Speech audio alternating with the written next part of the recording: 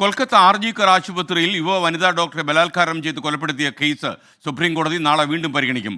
കേസിൽ CBI ഇന്ന് സ്ഥിതിവിവര report സമർപ്പിക്കും. രാധാകൃഷ്ണൻ ഡൽഹിയിൽ നിന്ന് അപ്ഡേറ്റ്സുമായി ചേരുന്നു. Good morning Radhakrishnan. ഡൽഹിയിലെ കാലാവസ്ഥ എങ്ങനെയാണ്? വിശദാംശങ്ങൾ.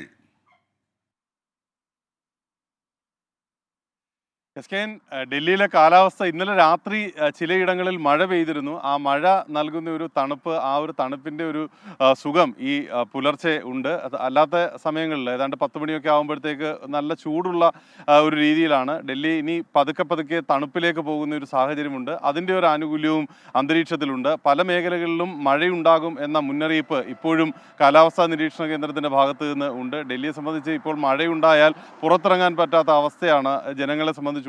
മണിക്കൂറുകളോളം ഗതാഗതം സ്തംഭിക്കുന്ന രീതിയിലേക്കൊക്കെ എത്തുന്ന ഒരു സാഹചര്യം. അത് എയർപോർട്ട് മുതൽ തുടങ്ങി ന്യൂഡൽഹി വരെ നീളുന്ന വിധത്തിലാണ് ആ ഗതാഗത സ്തംഭനമൊക്കെ ഉള്ളത്. അതൊക്കെ നേരിട്ടുകൊണ്ട് ഡൽഹിയിലെ ജനങ്ങൾ ഇങ്ങനെ മുന്നോട്ട് പോകുന്നു എന്നുള്ളതാണ് ഇപ്പോഴത്തെ ഒരു അവസ്ഥ.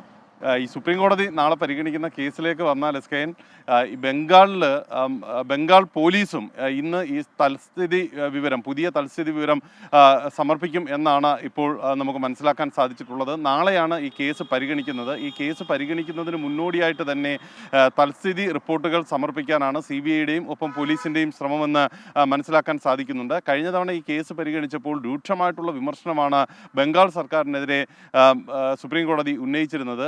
അതിൻ്റെ ഒരു പശ്ചാത്തലത്തിൽ ഇപ്പോൾ ആഭ്യന്തര മന്ത്രാലയം നൽകിയിരിക്കുന്ന മറ്റൊരു പരാതി കൂടി ഏറെ പ്രധാനപ്പെട്ടതാണ്. അത് കോടതിയലക്ഷ്യ നടപടി, പശ്ചിമ ബംഗാളിനെതിരെ കോടതിയലക്ഷ്യ നടപടി സ്വീകരിക്കണം എന്നുള്ളതാണ് ഇപ്പോൾ ആഭ്യന്തര മന്ത്രാലയം ആവശ്യപ്പെട്ടിരിക്കുന്നത്. CISFന് അവിടെ ആവശ്യമായിട്ടുള്ള സുരക്ഷ ഒരുക്കാൻ വേണ്ടിയിട്ടുള്ള സൗകര്യങ്ങൾ ബോധപൂർവം നിഷേധിക്കുകയാണ് പശ്ചിമ ബംഗാൾ സർക്കാർ എന്നുള്ളതാണ് ഇപ്പോൾ കേന്ദ്ര ആഭ്യന്തര മന്ത്രാലയം CISFൻ്റെ കാര്യങ്ങൾ വിവരിച്ചുകൊണ്ട് വ്യക്തമാക്കുന്നത്. ആ സാഹചര്യത്തിൽ ഇത് സുപ്രീം കോടതി ഉത്തരവിൻ്റെ നഗ്നമായിട്ടുള്ള ലംഘനമാണ്. കോടതിയലക്ഷ്യ നടപടികൾ വേണം എന്നുള്ളതാണ് ഇത് വ്യക്തമാക്കുന്നത്. നാളെ സുപ്രീം കോടതിയിലെ നിയമ നടപടികൾ അത് ഏറെ നിർണായകമായിരിക്കും.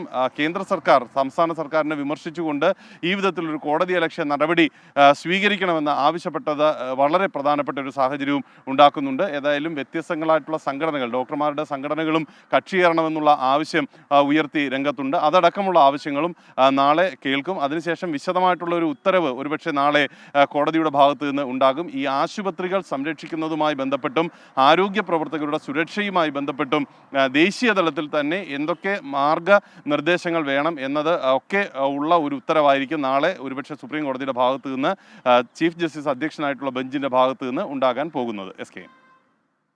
Okay, thank you Radhakrishnan.